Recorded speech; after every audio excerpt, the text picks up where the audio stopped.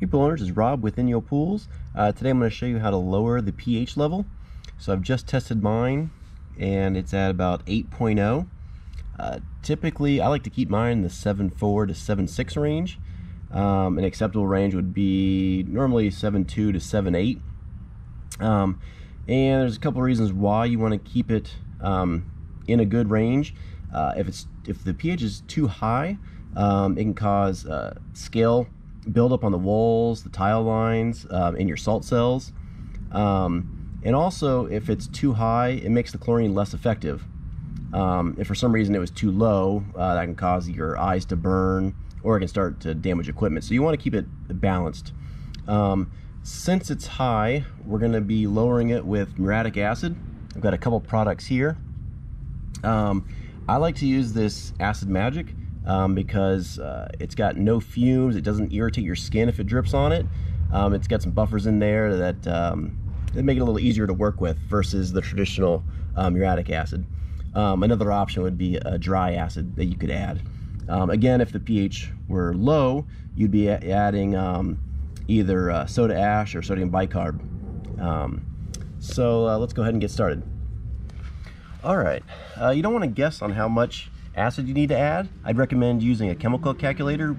We have them on inyopools.com. There's several others online.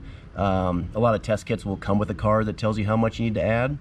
What I like to do is whenever I'm adjusting the pH, I also test the alkalinity, because if your alkalinity is real high, let's say it's over 120, you might need to add a little more acid than you would if just your pH was high and your alkalinity was fine.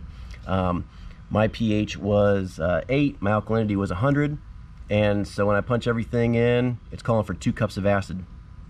So what I'll do is, some people like to pour it directly into the pool. I like to be a little more cautious. I fill up my bucket of water, and then I add the chemical to the water. And you want to make sure that there's nothing else in this bucket. Definitely not any chlorine, because it can react harshly with it. The other thing is, if you're using the traditional muriatic acid, I would strongly recommend wearing gloves and maybe some eye protection.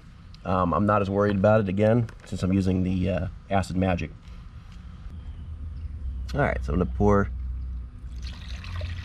2 cups of acid in here.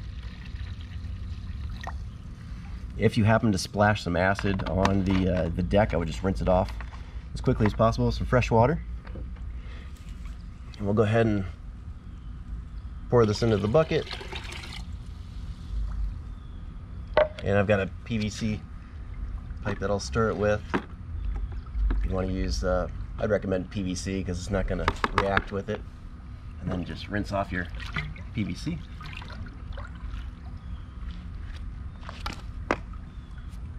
Alright, then with the pump running, you're just going to grab the bucket and pour it along the side of the pool, preferably near some return jets.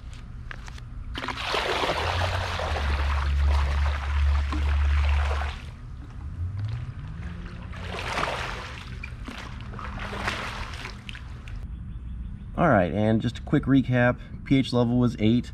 I wanted to get it down to 7.4. My alkalinity was at 100, so the calculators told me to get it down to 7.4, I needed 2 cups. So I've added that. What I'll do now is I'll come back a couple hours and I'll test it again just to make sure it's down in the proper range. I typically check my pH at least once a week, and I make adjustments from there. And again, this stuff is a lot more forgiving than this one. If you ever use this and you catch a whiff of it, it'll knock you off your feet. So I prefer to use this. But if you use the traditional muriatic acid, just take precaution. Wear gloves, eye protection. And again, if you spill any of it around the pool, just rinse it off with some water and you should be okay. If you have any questions on chemicals or anything pool or spa related, visit us over at inyopools.com. Thanks for watching.